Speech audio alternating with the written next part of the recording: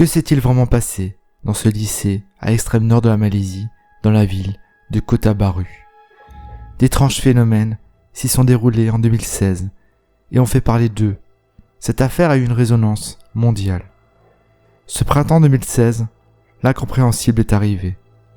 Plus d'une centaine d'élèves et des professeurs ont vu une ombre noire se promener dans le lycée de CMK Pengalan Shepa 2. De violentes crises d'hystérie se sont déroulées au sein de ce lycée suite à ces visions. Les victimes disent avoir été harcelées physiquement et psychologiquement par une ombre, mais ce n'est pas un cas isolé dans le monde. Retour sur ces étranges visions et ces crises d'hystérie, avec même un cas en France, dans le Jura. Avant de commencer, sachez que je publie régulièrement des vidéos. Pour être mis au courant des sorties, n'hésitez pas à vous abonner et à activer la petite cloche, ça me donne du courage et de la motivation. Merci à vous.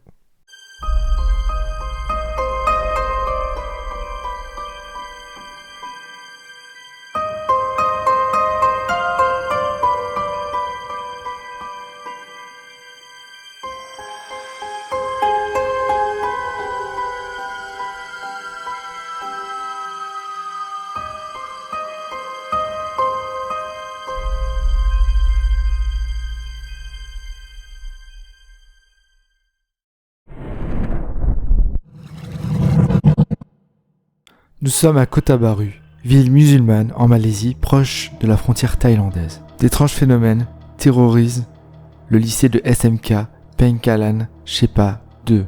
C'est un établissement d'enseignement secondaire plutôt réputé dans la région. Ce lycée a dû fermer ses portes courant 2016, alors que des élèves et des professeurs ont souffert d'étranges visions et de malaise. L'histoire a commencé par un petit groupe d'élèves. Plusieurs d'entre eux racontent avoir vu, dans les couloirs et les salles de classe, une forme noire qui les espionnait, tapis dans l'ombre. Cette entité surnaturelle semblerait se manifester à plus en plus de gens. Certains disent qu'elle s'accroche à leur corps et tente de rentrer en eux et les posséder. La terreur gagne le lycée et plus d'une cinquantaine d'élèves ont perdu connaissance ou ont basculé dans un état de semi-conscience juste après avoir aperçu cette ombre. Certains ont l'impression d'avoir l'esprit partout à la fois, lors de leur malaise. Cela s'appelle aussi un pouvoir d'omniscience. Une enseignante raconte devant les médias locaux.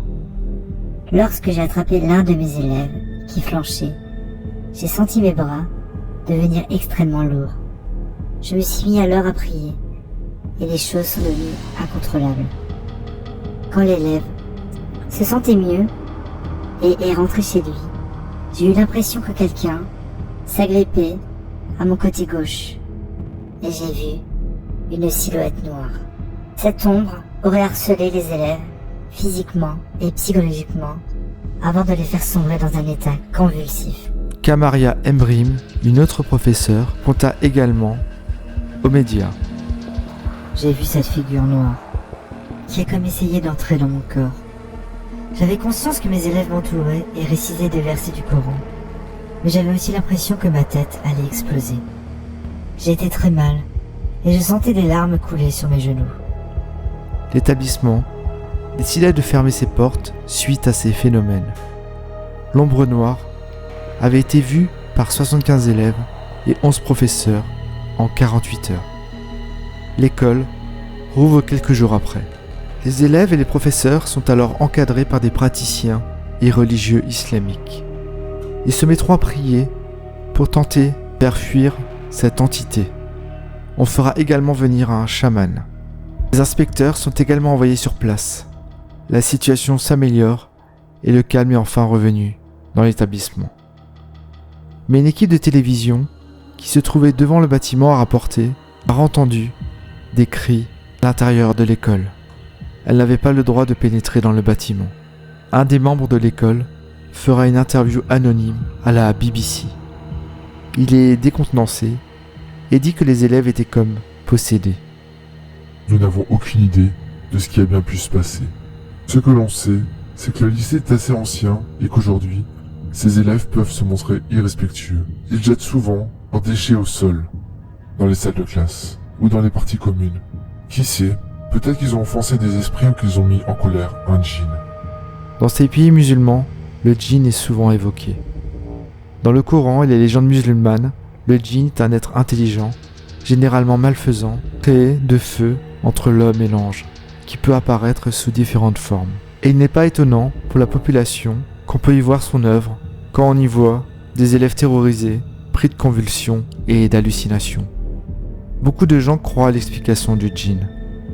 Une photo circule sur les réseaux sociaux de cette fameuse chose en noir, qui aurait été prise dans ce lycée, mais finalement, pas beaucoup d'éléments sont retrouvés sur l'origine de cette photo.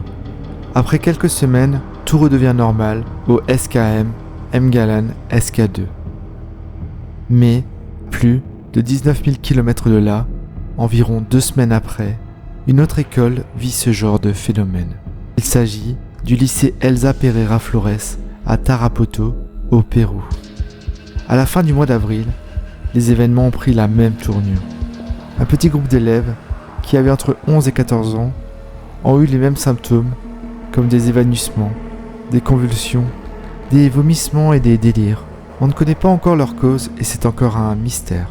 Les adolescents avaient également une vision commune.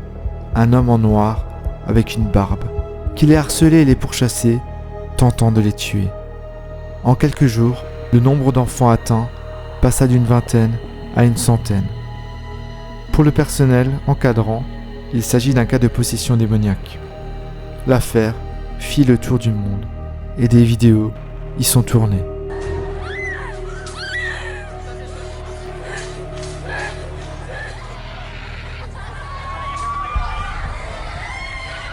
Vecinos, algo raro ocurrió en Tarapoto la semana del 29 de abril al 3 de mayo, algo que produce muchas explicaciones, pero las imágenes hablan por sí solas.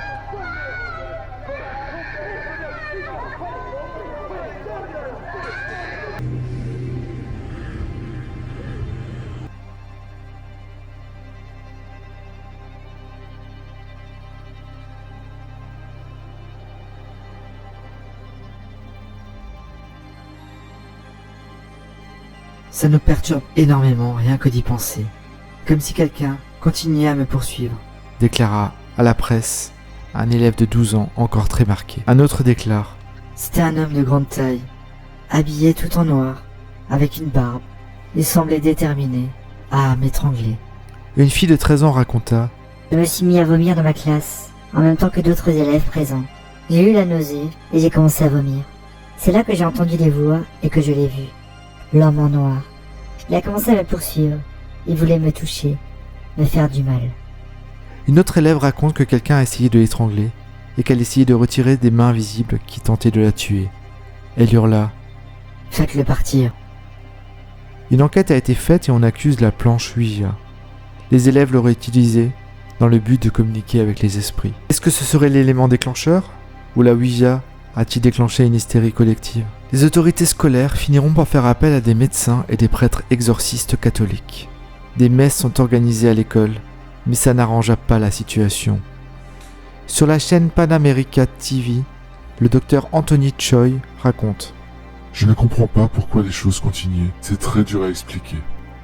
Les cas devenaient de plus en plus rares et tout semblait rentrer dans l'ordre. Certains diront que le démon est parti, et cela laissa des traces indélébiles dans l'école. Nous nous rendons maintenant en France, en 2020. Une enquête pour blessure involontaire a été ouverte après le malaise de 17 collégiens pendant un cross scolaire. L'explication serait un syndrome psychogène collectif, aussi appelé hystérie collective. Les élèves ont eu des vomissements, des malaises, des nausées, mais cette fois-ci aucune apparition. 17 collégiens ont été touchés après être passés à un stand de ravitaillement. Parmi les collégiens incommodés, 5 jeunes filles avaient été hospitalisées. Le pronostic vital de l'une d'elles, héliportée vers l'hôpital, avait un temps été considéré comme engagé, mais elle était finalement sortie de l'hôpital quelques jours plus tard. Tout a commencé par un petit groupe d'élèves et s'est élargi. Un élève qui bascule dans l'hystérie peut emmener tout un groupe, également en hystérie. Le phénomène d'hystérie collective sont des manifestations psychosomatiques réelles, propageant, par contact visuel et sonore, à un ensemble de personnes, sur une période de temps limitée. Un terrain anxiogène, prédisposant, comme des conflits sur le lieu de travail ou la présence d'un facteur environnemental gênant, comme une odeur particulière, l'intérêt des médias ou la présence de services sanitaires et sociaux, peuvent amener la population à s'inquiéter davantage d'un risque de santé, qui peut alors encourager l'épidémie. Les femmes, enfants et adolescents sont plus largement touchés. Il y a eu également des cas dans des écoles au Congo et à Madagascar. Ces histoires sont vraiment intéressantes parce qu'elles sont à la limite de ce fossé entre le paranormal et la science. Et c'est ce qui me fait vibrer. On peut toujours avoir un doute sur ce qui s'est vraiment passé et cette fameuse ombre noire. Mais ces cas d'hystérie finalement font peur. Se dire que notre cerveau, pour être capable de créer tous ces malaises et toutes ces visions, est aussi effrayant qu'une entité surnaturelle. Si finalement, le réel était plus terrifiant que l'imaginaire, alors pour vous, est-ce un phénomène psychologique ou une réelle hantise? N'hésitez pas à me le dire dans les commentaires. Je vous dis à bientôt pour une prochaine vidéo. Allez, ciao ciao!